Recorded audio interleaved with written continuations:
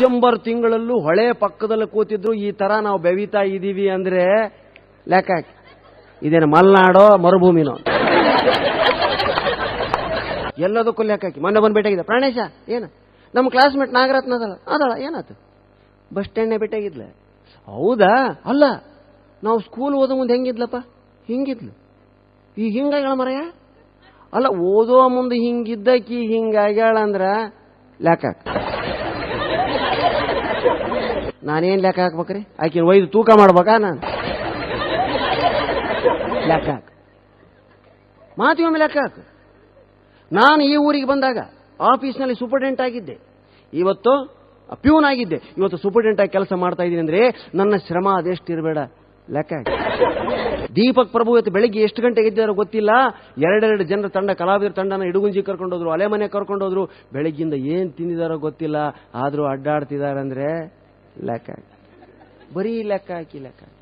ಇನ್ನು ಕೆಲವರು ತಗೊಳ್ಳಿ ಅಂತಿರ್ತಾರೆ ಮಾತಿಗೊಮ್ಮೆ. ಈಗ ಹೊನ್ನಾವರನೇ ತಗೊಳ್ಳಿ, ಏನ್ ಇವ್ರ ಅಪ್ಪನ ಜಾಗೀರಿ ಅದು? ಹೊನ್ನಾವರನೇ ತಗೊಳ್ಳಿ, ಬೆಂಗಳೂರೇ ತಗೊಳ್ರಿ, ಏನ್ ಇವ್ರ ತಾತನ ಗಂಟು ಕೊಟ್ಬಿಡ್ತಾನೆ. ಬೆಂಗಳೂರೇ ತಗೊಳ್ಳಿ, ಮೈಸೂರೇ ತಗೊಳ್ಳಿ, ಬಾಂಬೆ ತಗೊಳ್ಳಿ, ಬೆಂಗಳೂರು ತಗೊಳ್ಳಿ. ಮುಂದೆ ಹೇಳ್ತಿರ್ತಾನೆ ಅಲ್ಲೆಲ್ಲ ನಮ್ಮ ಜನ ಇದ್ದಾರೆ ಅಂತ ಹೇಳ್ತಿರ್ತಾನೆ, ಮೊದಲು ತಗೊಳ್ಳಿ ಅಂತ. ಈಗ ನಮ್ಮ ಸಮುದ್ರನೇ ತಗೊಳ್ಳಿ ನೀವು,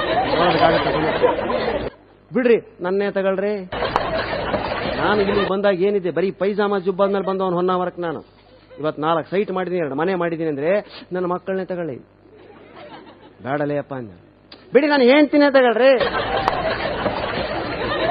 ಬೇಡಲೇ ಅಪ್ಪ, ಮಕ್ಕಳನ್ನೇ ತಗೊಳ್ಳಿ, ಹೆಂಡ್ತಿನೇ ತಗೊಳ್ಳಿ, ನನ್ನೇ ತಗೊಳ್ಳಿ. ನೋಡಿ ಎಷ್ಟು ಸಹಜವಾದಂತ ಮಾತುಗಳಿವೆಲ್ಲ.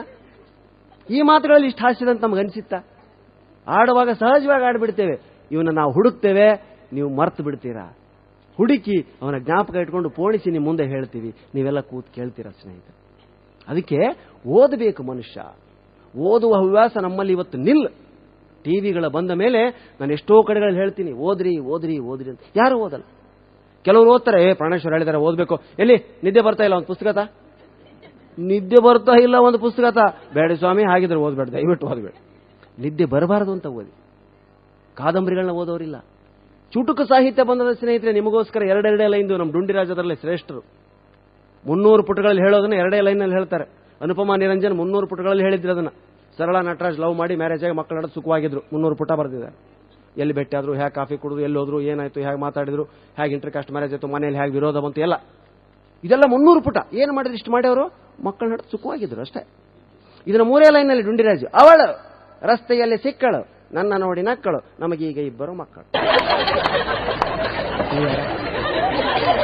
ಇಷ್ಟು ಚೆನ್ನಾಗಿದೆ. ವ್ಯಾಕರಣ ಗೊತ್ತಿರಲಾರ್ದಂತ ಮಕ್ಕಳಿಗೆ ಕೂಡ ಎಷ್ಟು ಚೆನ್ನಾಗಿ ಚುಟುಕದಲ್ಲಿ ನಾವು ಹೇಳ್ಬೋದು. ಅಪರ ಕರ್ಮಗಳ ಮಾಡಿದರೂ ಸಹ ಗೋಕರ್ಣದಲ್ಲಿ. ನಾವು ಸತ್ತ ಮೇಲೆ ಭೂತ ಆಗ್ತೀವಿ. ಯಾಕೆ? ಅಪರ ಕರ್ಮ ಮಾಡದೇ ಇದ್ರೆ. ಮಾಡಿದ್ರು ಭೂತ ಆಗ್ತೀವಿ ರೀ. ನಮ್ಮ ಮಕ್ಕಳು ಏನೇ ಶ್ರಾದ್ದ ಕರ್ಮಗಳನ್ನ ಮಾಡಿದ್ರು ನಾವು ಭೂತ ಆಗ್ತೀವಿ. ಹೇಗೆ? ಅಪರ ಕರ್ಮಗಳ ಮಾಡಿದರೂ ಸಹ ಗೋಕರ್ಣದಲ್ಲಿ. ಸತ್ತ ಎಂದರೆ ಭೂತವಾಗುತ್ತಾನೆ ವ್ಯಾಕರಣದಲ್ಲಿ. ಸತ್ತ ಅಂದ್ರೆ ಭೂತನ, ಅವನು ಭೂತಕಾಲನ. ನೋಡಿ ಎಷ್ಟು ಚಂದ ಇದೆ. ನಮ್ಮ ಕಡೆ ಹಿಂಗ ಬರೀತಾರೆ, ಬಹಳ ಚಂದ ಬರೀತಾರೆ. ದಾರ್ಯಾಗ ಹೊಂಟಿದ್ದೆ ನಾನು, ದಾರ್ಯಾಗ ಹೊಂಟಿದ್ದೆ, ಮ್ಯಾಗಿಂದ ಯಾರೋ ಉಗುಳಿದ್ರು. ದಾರ್ಯಾಗ ಹೊಂಟಿದ್ದೆ, ಮ್ಯಾಗಿಂದ ಯಾರೋ ಉಗುಳಿದ್ರು. ನಾನಂದೆ ನೋಡಿ ಉಗುಳ್ರಿ. ಅವ್ರು ನೋಡಿದ್ರು ಮತ್ತು ಉಗುಳಿದ್ರು.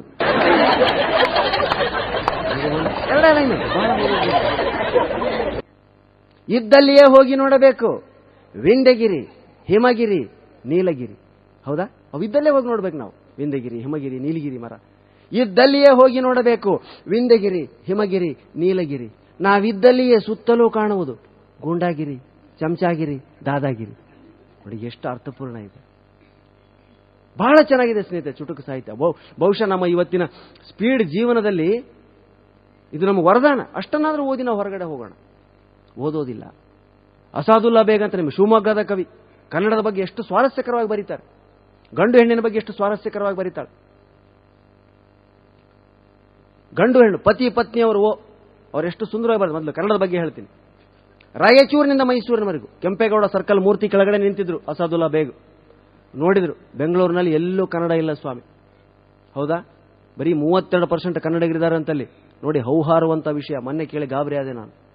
ಬಹಳ ಕಡಿಮೆ ಆಗ್ತದೆ ಕನ್ನಡ. ಬರೀ ನಮ್ಮ ಭಾಗದಲ್ಲಿ ಮಾತ್ರ ಉಳ್ಕೊಳ್ತದೆ. ಈ ಕಡೆ ದಕ್ಷಿಣ ಕನ್ನಡ, ಉತ್ತರ ಕರ್ನಾಟಕದಲ್ಲಿ ಮಾತ್ರ. ಬೆಂಗಳೂರಿನಲ್ಲಿ ಕನ್ನಡದಲ್ಲಿ ಯಾರನ್ನು ಕೇಳಿದ್ರು ತೆಲುಗಿನಲ್ಲಿ, ತಮಿಳಿನಲ್ಲಿ ಉತ್ತರ.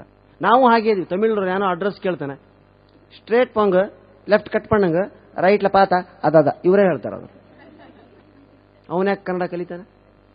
ಇವರೇ ಮಾತಾಡೋಲ್ಲ. ಮೇನು ಬರೀ ತಮಿಳು ಅಭಿಮಾನಿಗಳ ಸಂಘಗಳು, ಎಲ್ಲಿ ನೋಡಿದ್ರು ತಮಿಳ್ರೆ. ಅಣ್ಣ ಒಂದು ತಮಿಳು ಸಾಂಗ್ ಪಾಡೋಣ ಅಂತಾನೆ, ಕನ್ನಡ ಸಾಂಗ್ ಹೇಳ್ರಿ. ನಾವು ಹೋಗಿರ್ತೀವಿ, ಒಂದು ತಮಿಳು ಜೋಕ್ ಹೇಳ್ರಿ ಅಂತ ಕೇಳ್ತಾರೆ. ನಮಗೆ ಎಲ್ಲಿದ್ದೀವಿ ನಾವು ಅರ್ಥ ಆಗಲ್ಲ. ಅದಕ್ಕೆ ಅಸಾದುಲ್ಲಾ ಬೇಗ್ ಬರೀತಾರೆ, ರಾಯಚೂರಿನಿಂದ ಮೈಸೂರಿನವರೆಗೂ, ಕಾರವಾರದಿಂದ ಕೋಲಾರದವರೆಗೂ, ರಾಯಚೂರಿನಿಂದ ಮೈಸೂರಿನವರೆಗೂ, ಕಾರವಾರದಿಂದ ಕೋಲಾರದವರೆಗೂ ಹಬ್ಬಿರುವ ಸುಂದರ ನಗರಗಳ ರಾಜಧಾನಿ ನಮ್ಮ ಬೆಂಗಳೂರು ನಗರ. ಅಲ್ಲಿ ಅತ್ತ ರಾಜಾಜಿ, ಇತ್ತ ಶಿವಾಜಿ ನಗರ. ಅಂದ್ರೆ ಅಲ್ಲಿ ಎಕ್ಕಡ, ಇಲ್ಲಿ ಎನ್ನಡ, ಮಧ್ಯೆ ಕನ್ನಡ. ಅಲ್ಲಿ ಎಕ್ಕಡ, ಇಲ್ಲಿ ಎನ್ನಡ, ಮಧ್ಯೆ ಕನ್ನಡ. ಹಿಂಗ್ಯಾಕೆ ನಿಂತೀಯೋ ಕೆಂಪೇಗೌಡ? ಅಲ್ಲಿ ಎಕ್ಕಡ, ಇಲ್ಲಿ ಎನ್ನಡ, ಹಿಂಗ್ಯಾಕೆ ನಿಂತೀಯೋ ಕೆಂಪೇಗೌಡ? ಕೆಳಗಿಳಿದು ಬಾ, ಎಲ್ಲರ ಎದೆಯ ಮೇಲೆ ಕೊರೆದು ಬಿಡು, ಕನ್ನಡ ಕನ್ನಡ ಕನ್ನಡ ಕನ್ನಡ. ಎಷ್ಟು ಅರ್ಥಪೂರ್ಣ ಮಾತು.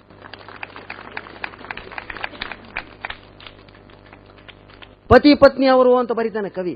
ನನ್ನ ಮತ್ತವಳ ಸಂಬಂಧ ನನ್ನವಳಿಗೆ ತಿಳಿದಾಗಿನಿಂದ. ಎಂಥ ಪುಣ್ಯವಂತರೇ! ನನ್ನ ಮತ್ತವಳ ಸಂಬಂಧ ನನ್ನವಳಿಗೆ ತಿಳಿದಾಗಿನಿಂದ. ಕೇಳುತ್ತಿದ್ದಾಳೆ, ನಮ್ಮಿಬ್ಬರಲ್ಲಿ ನಿಮಗಾರು ಚಂದ? ನಾನೆಂದೆ, ಹೇಗೆ ವರ್ಣಿಸಲಿ ಪ್ರಿಯೆ ಹೂವಿನ ಮಕರಂದ? ನಿನ್ನ ಸನಿಹ ಶ್ರೀಗಂಧ, ಅವಳದೋ ಪರಮಾನಂದ. ನಿನ್ನ ಸನಿಹ ಶ್ರೀಗಂಧ, ಅವಳದೋ ಪರಮಾನಂದ. ಅದಕ್ಕೆ ನನ್ನವಳೆಂದಳು, ಮೊನ್ನೆ ನನ್ನ ಗೆಳೆಯನು ಹೀಗೆ ಅಂದ.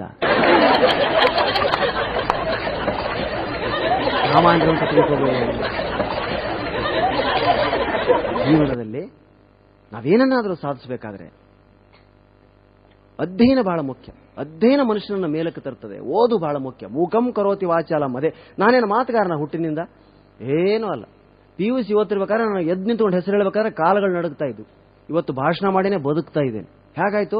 ತಲೆಯಲ್ಲಿ ತುಂಬಿಕೊಳ್ತು ವಿಷಯ, ಬಾಯಿಂದ ಹೊರಗಡೆ ಬರ್ತದೆ. ತುಂಬಬೇಕು ತಲೆಯಲ್ಲಿ, ಒತ್ತಿ ಒತ್ತಿ ಒತ್ತಿ ಒತ್ತಿ ಕಾಯ್ತಿರ್ತದೆ ಅದು ಯಾವಾಗ ಹೊರಗೆ ಬರಲಿ ಅಂತ. ಹೀಗೆ ನಿಮ್ಮಂತರು ಸಿಕ್ಕರೆ ಓದಿರ್ತಿರ್ತದೆ. ನಿಮಗೂ ಸಾಧ್ಯ ಇದೆ. ಅದನ್ನೇ ಹೇಳಿದ್ದೆ ನಾನು.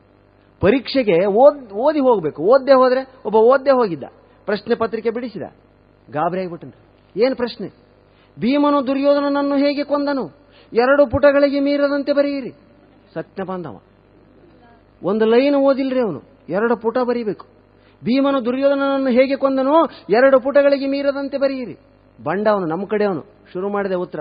ಭೀಮನು ದುರ್ಯೋಧನನನ್ನು ಗುದ್ದಿ ಗುದ್ದಿ ಗುದ್ದಿ ಗುದ್ದಿ ಗುದ್ದಿ ಗುದ್ದಿ ಗುದ್ದಿ ಗುದ್ದಿ ಗುದ್ದಿ ಗುದ್ದಿ ಗುದ್ದಿ ಗುದ್ದಿ 2 ಪುಟ.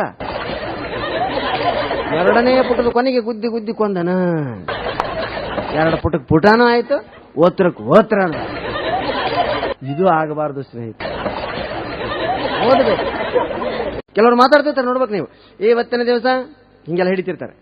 ಇವತ್ತಿನ ದಿವಸ ಇದು ಬಹಳ ಇದಾಗಿದೆ, ಇದಕ್ಕೆ ಇದರದೇ ಆದಂತ ಇದು ಇದೆ ಅನ್ನೋದ್ರಲ್ಲಿ ಯಾವ ಇದು ಇಲ್ಲ, ಇದಕ್ಕೆ ಇದರದೇ ಆದಂತ ಹಿನ್ನೆಲೆ ಇದೆ, ಅದು ಇದೆ ಇದು ಇದೆ ಅನ್ನೋದಕ್ಕಿಂತ ಇದಕ್ಕೆ ಇದರದೇ ಆದಂತ ಅದು ಬಹಳ ದೊಡ್ಡ ಇದಾಗಿ ಪರಿಣಮಿಸ್ತಾ ಇದೆ. ಇದನ್ನ ಹೀಗೆ ನೀವು ಇದು ಮಾಡ್ತಾ ಹೋದ್ರೆ ಇದು ಒಂದು ದಿವಸ ಅದಾಗೋದ್ರಲ್ಲಿ ಯಾವ ಇದು ಇಲ್ಲ. ಇದನ್ನ ಹೀಗೆ ಇದು ಮಾಡ್ತಿರ್ಬೇಕು ಅಂತ ಹೇಳ್ತಾ ನಾನೊಂದೆರಡು ಇದನ್ನ ಎದುರು ಮಾಡ್ತೀನಿ. ಏನೇನೇನೇನೇನೋ ಇಲ್ಲ ವಿಷಯ, ತಲೆಯಲ್ಲಿ ತುಂಬಿದ್ರೆ ಬಾಯಿಂದ ಬರ್ತದೆ. ಹೌದಾ? ನಿಮಗೆ ನಾನು ಹೇಳಬೇಕಾಗಿಲ್ಲ. ನೀವೆಲ್ಲ ವಿದ್ಯಾವಂತರು, ಪುರಾಣ ಪುಣ್ಯಕಥೆಗಳಲ್ಲಿ ಆಸಕ್ತಿ ಇರುವಂಥವ್ರು. ನಿಮ್ಮ ಭಾಗದ್ದೇ ಒಂದು ತುಂಬಾ ಸಂತೋಷವಾಗಿ ನಾನು ಮೆಚ್ಚುವಂತ ಯಕ್ಷಗಾನ ಪ್ರಸಂಗ, ಅಷ್ಟಾವಧಾನ, ಈ ಕಾರ್ಯಕ್ರಮಗಳನ್ನ ನೋಡ್ತಾ ಇದ್ರೆ ನನಗೆ ತುಂಬಾ ಸಂತೋಷ. ಈ ಕಡೆ ಸ್ವಲ್ಪ ಸಂಸ್ಕೃತಿ ಉಳ್ಕೊಂಡಿದೆ ನೋಡಿ. ನನ್ನ ಭಾಷೆ ನಾನು ಹೇಳಿದೆ, ದೀಪಕ್ ಪ್ರಭು ನೀವು ಇಷ್ಟೆಲ್ಲ ಶೂಟಿಂಗ್ ಮಾಡ್ತಾ ಇದ್ದೀರಾ, ನನ್ನ ಭಾಷೆ ಟಚ್ ಆಗ್ತದೆ ನೋಡಿ ಸರ್, ಹೇಗೆ ನಗ್ತಾರೆ. ನಮ್ಮವ್ರ ಮುಗುಳ್ ನಕ್ರೆ ಅದೇ ದೊಡ್ಡ ನಗು ಸಾರ್ ಅಂದ್ರೆ ಅವರು ನೋಡಿ, ಅಷ್ಟೇ ನಗುನೆ. ನೀವಿಷ್ಟು ನಗೋದಿಲ್ಲ ಅಂತ ಬಹಳ ನಮ್ಮಲ್ಲಿ ಹೇಳ್ತಾರೆ. ಅಯ್ಯೋ, ನಮ್ಮ ಕೆಲವು ಜನ ಈ ಕಡೆ ಬಂದಿದ್ದಾರೆ, ಮಹಾಮನಿ ಭಜಂತ್ರಿ ಮರಿಯಪ್ಪ ಅಂತ. ಅಯ್ಯೋ ಕಷ್ಟ ಸಾರ್, ನಗೋದಿಲ್ಲ ಸರ್ ಅವರು. ಬರ್ತಾರೆ ಸರ್, ತುಂಬಾ ಸೈಲೆಂಟ್ ಆಗಿ ಕೂಡ್ತಾರೆ, ಕೇಳ್ತಾರೆ, ಮುಕ್ತವಾಗಿ ನಗಲ್ಲ. ನಗ್ತೀರಾ ನೀವು? ನಮ್ಮ ನಗುನೇ ಬೇರೆ, ನಿಮ್ಮ ನಗುನೇ ಬೇರೆ. ನಗುಗಳಲ್ಲಿ ಹಲವು ಬಗೆ. ಹೌದಾ? ಅಂಥ ನಗುವನ್ನ ಇವತ್ತು ನೀವು ನನಗೆ ಕೊಟ್ಟಿದ್ದೀರಾ. 2ನೇ ರೌಂಡಲ್ಲಿ ನಾನು ಮತ್ತೆ ಬರ್ತೇನೆ. ಆ ನಂತರ ನಾವು ನೀವು ಕೂಡಿ ಕೆಲವು ಅಷ್ಟಾವಧಾನದಲ್ಲಿ ಹಾಸ್ಯವನ್ನ, ಒಂದೆರಡು ಅಂಶಗಳನ್ನ ನಿಮ್ಗೆ ಹೇಳ್ತಾ 1ನೇ ರೌಂಡ್ನಲ್ಲಿ ನಾನು ಮಾತು